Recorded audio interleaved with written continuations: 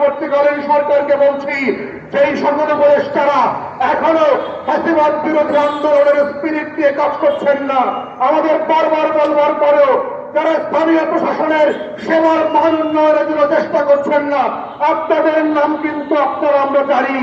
কোন সচিবের কথায়, কোন পিএস এর পরামর্শে আপনারা বারবার ভুল সিদ্ধান্ত নিচ্ছেন, সেগুলো কিন্তু আমাদের কাছে আছে, নাম দাদবি সহ আছে। বাধ্য করবেন না, উপদেষ্টাদের নাম ধরে ধরে আমরা প্রতিবাদ করব, মিছিল করব। অন্তর্বর্তীকালীন সরকার দুর্বল হবে, এই ধরনের রাজনীতি আমরা করতে চাই না। তবে এটাও সত্য, জনগণ যদি সেবাবঞ্চিত হয়, দেশের মানুষ যদি বারবার ক্ষতিগ্রস্ত হয়, স্থানীয় প্রশাসন ভেঙে যাওয়ার মধ্য দিয়ে যে আওয়ামী ঠিকাদার অংশ ছিল তাদেরকে দিয়ে এখনো গ্রামে গঞ্জে ডেভেলপমেন্ট চলছে, এটার মধ্য দিয়ে গণঅভ্যুত্থানের স্পিরিট নষ্ট হচ্ছে।